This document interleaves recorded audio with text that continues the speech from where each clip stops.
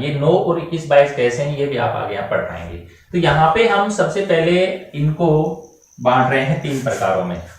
आपके सामने जो पंक्ति लिखी हुई है इसके 2 ही प्रकार बनेंगे, ह्रस्व और दीर्घ, जिनको हम कह सकते हैं लघु स्वर वर्ण और दीर्घ स्वर वर्ण।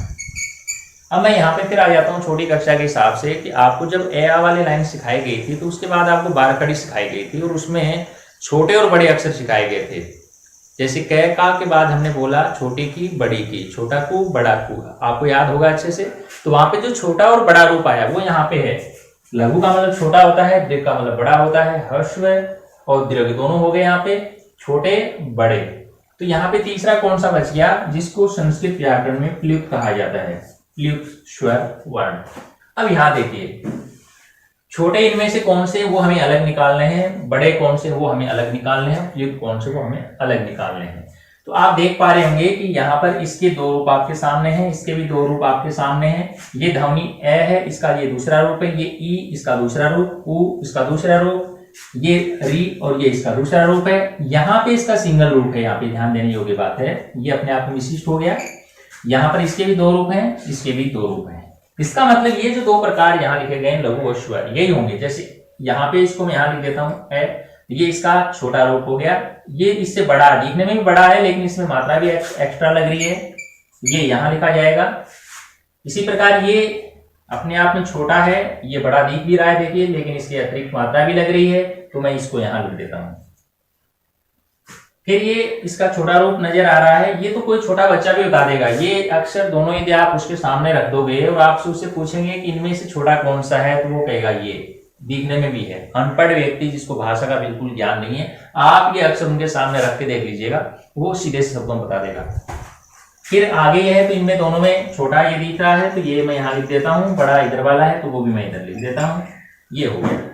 अब यहाँ पे इसका एक सिंगल रूप है तो उसको आप किधर रखेंगे, छोटे की तरफ रखेंगे यहाँ पे। ये हो गए आपके लघु, यहाँ पे ये खत्म हो जाते हैं। हालांकि ये जो छोटे और बड़े हैं इनमें आपको विशेष ध्यान रखना है। देखिए संस्कृत व्याकरण या अन्य व्याकरण आपको सीखनी है तो आपको पूरी व्याकरण रखनी नहीं है, क्योंकि 50-60-70% ऐसी चीजें होती हैं जो बिल्कुल नॉर्मल होती है, जिनको कोई भी समझ सकता है। कुछ चीजें विशिष्ट होती हैं और जो एग्जाम होते हैं उनमें उन विशिष्ट चीजों से ही क्वेश्चन पूछे जाते हैं।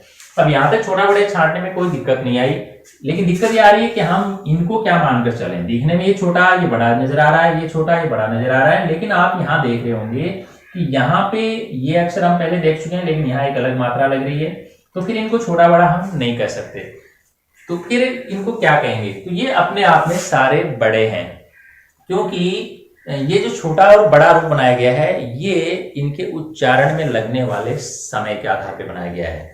क्योंकि आप इन दोनों को बोल के देखिए ए आ, अब आप यदि अनपढ़ व्यक्ति को भी पूछेंगे कि ए आ इनमें से ज्यादा समय किसको बोलने में लग रहा है, तो सीधी सी बात है वो बता देगा कि आ में ज्यादा समय लग रहा है। इसका मतलब आ बड़ा किस आधार पे हो गया, इसको उच्चारण करने में लगने वाले समय के आधार पे हो गया। ए को बोल रहे हैं और आ को बोल रहे हैं, तो आ में लगभग दुगना समय लग रहा है उसको उच्चारण करने में, इसलिए हम इसको द्विमात्रिक कहेंगे, इसको एक मात्रिक कहेंगे। इसमें एक मात्रा का समय लग रहा है, यानी इसमें यदि आप 1 सेकंड ले रहे हैं बोलने में तो आप इसमें ले रहे हैं 2 सेकंड। हालांकि इतना समय नहीं लगता, मैं आपको एग्जाम्पल देकर समझा रहा हूं। इसमें एक मात्रा का मतलब यहाँ पे यदि आप 1 सेकंड ले रहे हैं तो इसमें आप 2 सेकंड ले रहे हैं, इसलिए ये बड़ा हो गया ये छोटा हो गया। लेकिन इनको बोलकर देखिए आप ए आई ओ आउ, इसका मतलब ये हुआ कि इनमें भी उतना ही समय लग रहा है जितना इनको बोलने में लग रहा है। ठीक है, इनको बोलने में जो समय लग रहा है, यहाँ पे एक अक्षर बीच में छूट गया था, ये मैं यहाँ लिख देता हूं पहले। तो इनमें जो समय लग रहा है वही समय इन चारों में भी लग रहा है, तो ये चारों भी यहां लिखे जाएंगे, इनके साथ में ही लिखे जाएंगे। अब आप इनकी संख्या को यहाँ कोष्टक में लिख देंगे। ये कितने हो गए, 5 हो गए, और इनको आप काउंट करिए कितने हो गए, 8 हो गए। कुल मिला के कितने हो गए, 8 5 13। इसका मतलब इनका वर्गीकरण कंप्लीट हो गया। अब आप देख रहे होंगे कि ये खाली पड़ा है, इसमें लिखने के लिए तो कुछ बचा ही नहीं।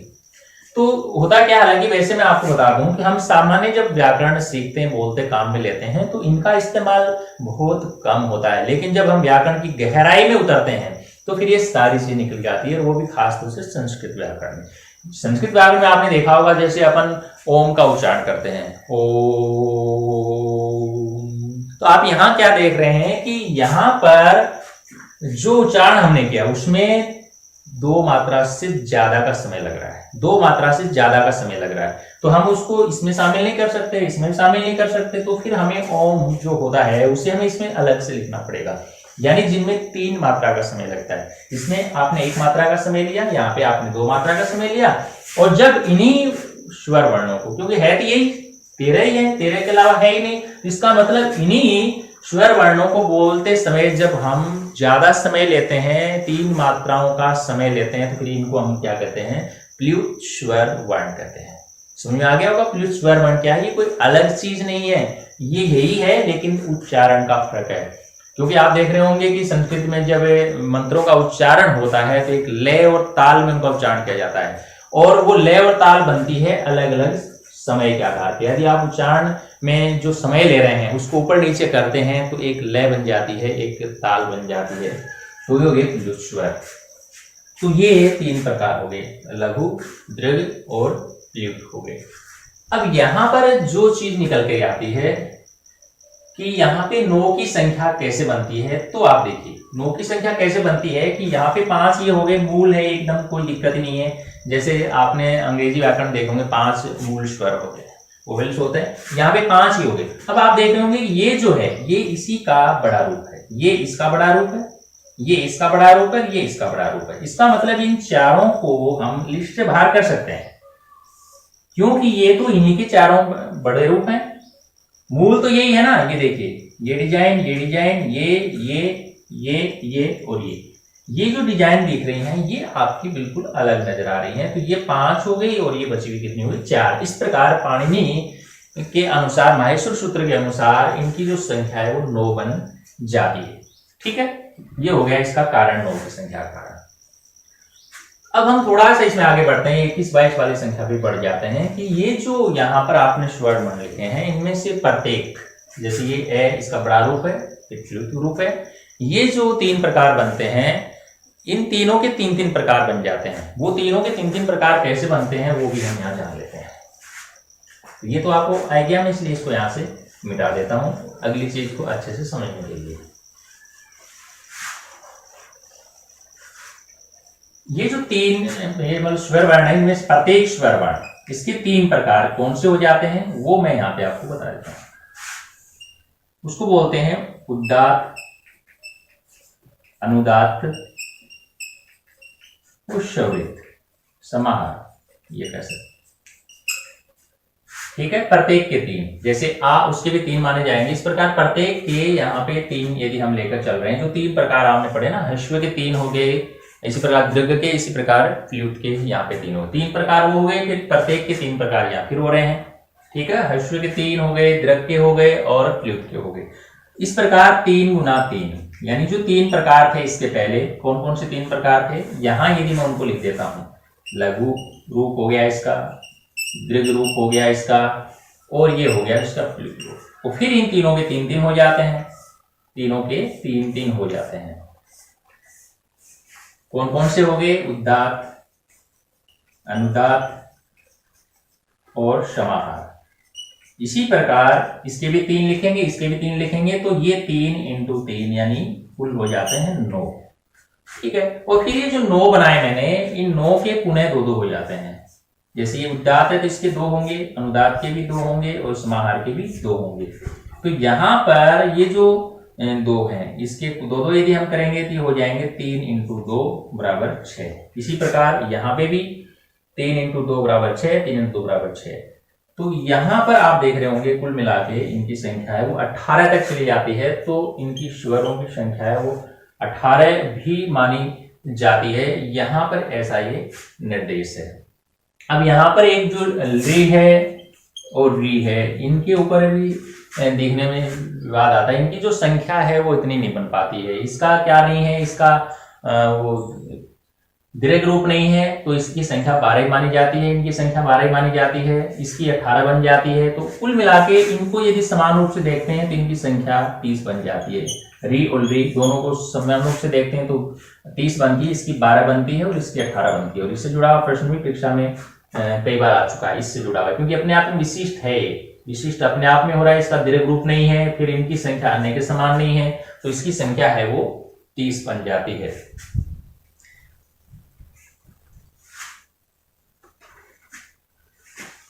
हालांकि ये जो हम व्याकरण का रूप लेके चल रहे हैं ये तब है जब आप ऊंचे स्तर की तैयारी करते हैं, जैसे नेट जेआरएफ की तैयारी करते हैं, या प्रथम श्रेणी पर फर्स्ट ग्रेड की तैयारी करते हैं, या कॉलेज व्याख्याता की तैयारी करते हैं, तो वहां पे आपको व्याकरण में इतना गहरा उतरना पड़ता है। मैं यहाँ पर जो चीज आपको नॉर्मली समझा रहा था कि आप छोटे स्तर की, जैसे आप बीएसटीसी की तैयारी कर रहे हैं, या रीट की तैयारी कर रहे हैं, या तृतीय श्रेणी अध्यापक की तैयारी कर रहे हैं, तो वहां तक आपके लिए इतनी गहराई में उतरने की आवश्यकता नहीं होती है, क्योंकि इसमें नॉर्मल क्वेश्चन पूछे जाते हैं। अब हम इसकी चर्चा और कर लेते हैं। व्यंजन वर्ण इसकी परिभाषा मैं आपको पहले समझा चुका हूं। यहाँ पर अब हम इसका वर्गीकरण करेंगे, जिस प्रकार हमने स्वर वर्णों का वर्गीकरण किया है।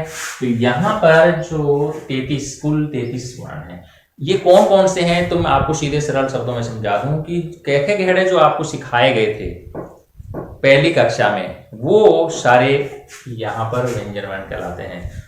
यहाँ पे एक चीज और बता दूं, यहाँ पे जो मैंने स्वर लिखा था, स्वर वर्ण, उनको अच भी कहते हैं, लेकिन इनको अच क्यों कहते हैं ये आगे किसी वीडियो में आपको बताऊंगा मैं। और इसको हल कहते हैं, और हल क्यों कहते हैं ये हम आगे के वीडियो में पढ़ेंगे। यहाँ पर इनकी संख्या 33 है। ये कौन सी है, तो मैंने आपको बता दिया कि आपने छोटी कक्षा में जो कैखे घेड़े सीखते वो सारे इसमें आएंगे। तो मैं आपसे पूछूं कि उनकी संख्या कितनी है, तो आप मुझे गिन करके बता सकते हैं। जैसे आपने कै वाली लाइन सीखी थी, मैं एक बार इसको मिटा देता हूं। कै वाली जो लाइन सीखी थी उसको मैं यहाँ पे कै वर्ग लिख रहा हूं, क्योंकि संस्कृत व्याकरण में इनके 5 वर्ग माने गए हैं। कै वर्ग, कै वर्ग में आपने 5 अक्षर लिए, कै, ख, ग, ग, और इसको आप अड़े बोलते थे, अंग बोलते हैं इसको आप। और इसको यदि आप ऐसे लिखते हैं वो भी ये गलत नहीं है, क्योंकि हम ए का उच्चारण किए बिना इनका उच्चारण नहीं कर पाते हैं। आप किसी से भी बुलाएंगे लाइन तो वो क, ख, ग, घ ऐसे बोलेगा, तो ए की ध्वनि साथ में आएगी। ये तो मैंने आपको बताया कि जब आप पूरे व्याकरणाचार्य बन जाएंगे तभी ऐसा कर पाएंगे कि आप इसकी ध्वनि उच्चारित कर सको, वरना ए की ध्वनि साथ में आएगी। तो ये 5 हो गई, 5 वर्ण हो गए, 5 अक्षर हो गए। इसी प्रकार आपने च वर्ग वाली लाइन, फिर ट वर्ग वाली, त वर्ग वाली, प वर्ग वाली, ये 5-5 अक्षर वाली आपने 5 लाइनें पढ़ी। तो टोटल कितने हो गए भाई, 25 हो गए।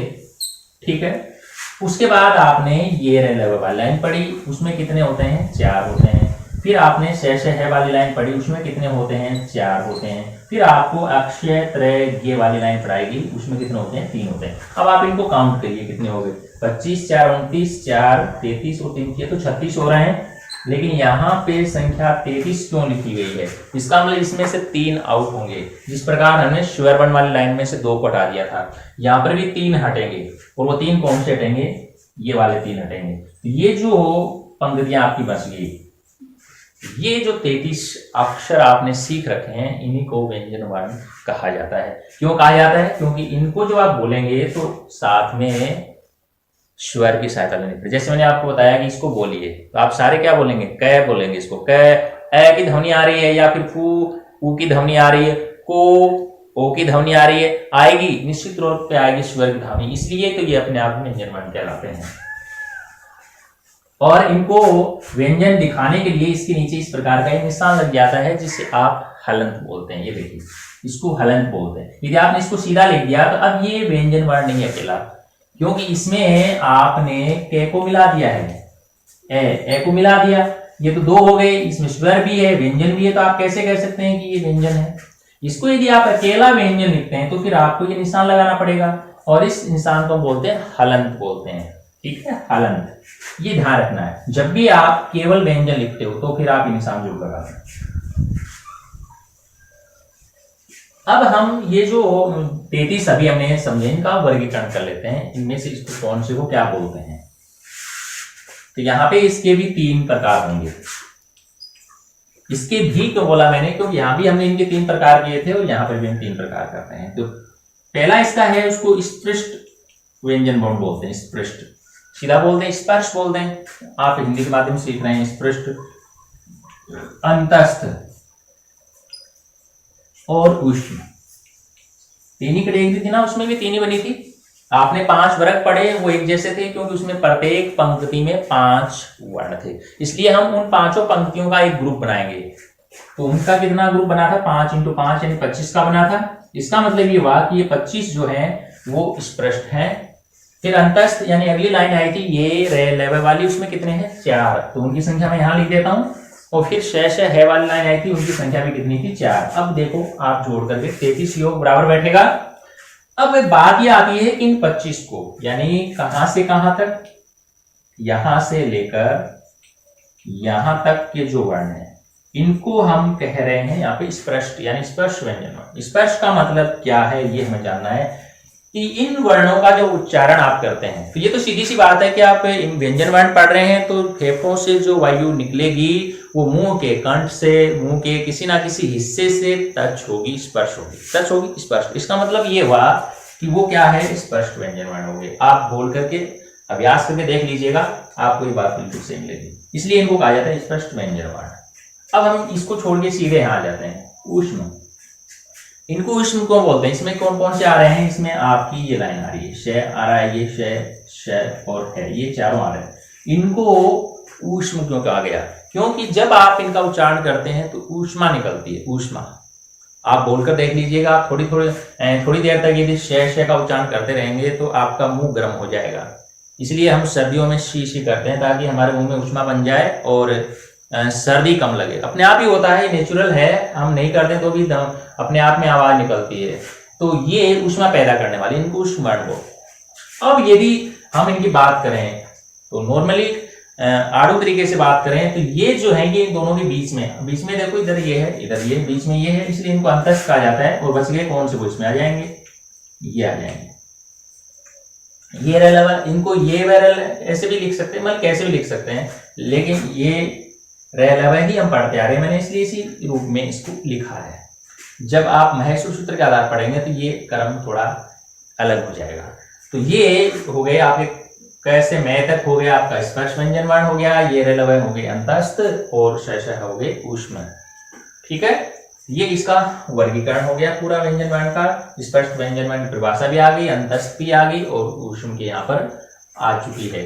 अब आप सोच रहे होंगे कि इसमें 3 थे जिनको हमने अलग कर दिया था, क्षय, त्रय और ये, इनको हमने शामिल क्यों नहीं किया। इसी प्रकार हमने स्वर वर्णों में अंग और अह, इनको शामिल हमने क्यों नहीं किया। इनकी चर्चा करना बहुत जरूरी है, क्योंकि आगे के जो हम टॉपिक पढ़ेंगे उनमें इनके बिना तो हम कुछ पढ़ ही नहीं पाएंगे, क्योंकि भाषा की शुरुआत ही यहां से हो रही है। जैसे हम मकान बनाते हैं, मकान बनाने से पहले में ईंटों की व्यवस्था करनी पड़ती है, ईंटें बनानी पड़ती हैं, क्योंकि ईंटों को जोड़ के हम दीवार बनाते हैं, दीवारों को जोड़ के मकान बनता है। इसी प्रकार कोई भी भाषा होगी उसमें सबसे पहले वर्ण बनते हैं। यदि हम वर्णों को समझ चुके होते हैं तो निश्चित तौर पे अगला टॉपिक आपको उसमें जरूर आता है। मैंने देखा है कि कुछ शिक्षक साथी डायरेक्ट संधि वाले टॉपिक पे जाते हैं तो वहां पे वो स्वर व्यंजन करते रहते हैं, लेकिन बच्चों की समझ से बाहर होता है, स्वर क्या होता है, व्यंजन क्या होता है, इसलिए वो अक्सर नहीं समझ पाते हैं। और मैंने ये प्रयोग किया है, मैंने क्रमबद्ध पढ़ाया, तो मैंने 6वीं 7वीं 8वीं के बच्चों को समान रूप से व्याकरण सिखाई है, और वो बच्चे आज भी उतनी व्याकरण बता देंगे जितनी उनको उस स्तर पे मैंने सिखाई थी। तो ये जरूरी हो जाता है। ये क्या है, इनको हमने इसलिए शामिल किया क्योंकि ये इनका मूल रूप नहीं है। इसमें ये देखिए लगा हुआ है बिंदी, जिसको आप बोलते हैं, बिंदी को यहाँ पे व्याकरण में क्या बोले ये हमें सीख लेना है। इस बिंदी को आप व्याकरण में बिंदी न कह करके अनुस्वार कहिए, अनुस्वार, याद हो जाएगा अनुस्वार, ठीक है। अब अनुस्वार है, ये दिखने में एकमात्र बिंदी है, लेकिन इसका अपने आप में बहुत बड़ा अंतर है। ये मतलब ये बहुत बड़ा असर छोड़ती है, इसको हम इग्नोर नहीं कर सकते। जैसे भी एक उदाहरण ले लीजिए कि जैसे एक आदमी का नाम है बद्रीलाल, ये बद्रीलाल जी हैं। यदि गलती से आपके पेन की स्याही टपक जाती है या फिर आप ऐसे नोक रख देते हैं, अब आप ये बद्रीलाल जी थे, ये बंदे बद्रीलाल जी, अब आप हंस रहे हैं, क्यों हंस रहे हैं, क्योंकि इनके नाम को ही बिगाड़ के रख दिया हमने। और यदि आपने इनके सामने, बद्रीलाल जी के सामने यदि ये उच्चारण कर दिया आपने, ये तो लिखा है, यदि आपने उच्चारण कर दिया तो फिर जिस प्रकार बंदर पीछे हो जाते हैं ना हमें देख करके, वैसे ही ये भी आपके पीछे हो जाएंगे। तो देखिए मिटा देता हूं मैं, ये बद्रीलाल जी हो गए वापिस। तो इसका बहुत बड़ा महत्व है। ठीक है, इसी प्रकार ये जो है, ये जो दो बिंदियां लगी हुई आगे लगी हुई हैं, इनको व्याकरण में आप विसर्ग कहेंगे। ठीक है, विसर्ग बोलते हैं इसको आप। ये विसर्ग है, ये इसकी ध्वनि होती है जब किसी अक्षर के साथ यानी व्यंजन वर्ण के साथ जोड़ते हैं। जैसे क के साथ में आपने ये जोड़ा तो ये कहा हो जाता है, तो की ध्वनि इसके साथ लगती है, तो इसको विसर्ग कहा जाता है। और विसर्ग के उच्चारण है वो अलग अलग रूपों में होते हैं, जो हम आगे संधि वाले पार्ट में इस चीज को जानेंगे। ठीक है, अब बात आती है व्यंजन वाले वर्ण वाले 3 अक्षरों की, जिनको हमने इसमें शामिल नहीं किया, इसको शामिल नहीं किया और हमने इसको शामिल नहीं किया। तो इनको आप जब बोलते हैं तो पाएंगे कि इसमें कोई एक अक्षर की ध्वनि नहीं आ रही, कोई एक ध्वनि नहीं आ रही, अलग अलग आ रही है। अक्षर, इसको बोलने में क्षय बोल देते हैं, कश्य बोल देते हैं, अक्षर बोल देते हैं, वो बोलने के उच्चारण पे डिपेंड करता है। लेकिन इसका सही उच्चारण है वो है कश्य, या फिर आप ये और ये मिलाते हैं और साथ में इसमें आप ये मिलाते हैं, तब जाकर के इसकी पूरी ध्वनि बनती है। कश्य, अक्षय, क्षय, जो अलग अलग उच्चारण है उसके आधार पे होता है। वैसे भी हमारे यहाँ पे जैसे बड़े बुजुर्ग कहा जाते थे, कुछ कोस की दूरी के बाद है वो बोली बदल जाती है, तो ये तय है कि इनके उच्चारण में अंतर आएगा। क्षत्रिय भी बोलते हैं, क्षत्रिय शब्द लिखते हैं तो क्षत्रिय बोलते हैं, अक्षत्रिय भी बोल देते हैं, अक्षत्रिय बोलते हैं तो बच्चे फिर ये परीक्षा में यूं लिख के आ जाते हैं, अक्षय यूं भी लिख के आ जाते हैं। ये उच्चारण पे डिपेंड करता है।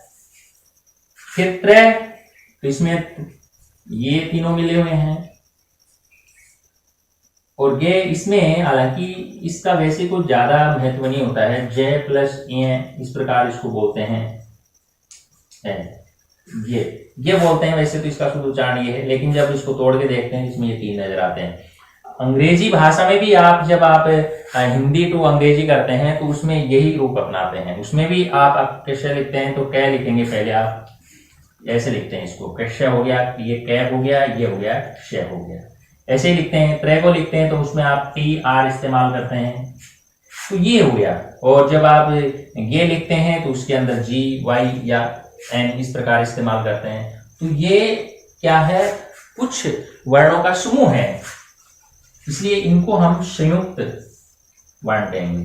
क्या कहेंगे, इनको हम संयुक्त वर्ण कहेंगे, संयुक्त वर्ण। इसलिए हमने इनको इन 3 कैटेगरियों में शामिल नहीं किया था। ये हो गए। इसके अलावा ये जो अनुस्वार है, विसर्ग है, हलंत वाले चिन्ह है, ये अनुस्वार का चिन्ह है, ये विसर्ग के चिन्ह है और ये हलंत के चिन्ह, ये तीनों विसर्ग, अनुस्वार और हलंत, ये भी भाषा में बराबर काम आते हैं। हालांकि इनको हमने शामिल नहीं किया, इनको योग में शामिल नहीं किया हमने, ये योग से बाहर है, इसलिए आप इनको अयोगवाह कह सकते हैं, अयोगवाह, क्योंकि इनके बिना भी आप पूरी भाषा नहीं समझ सकते।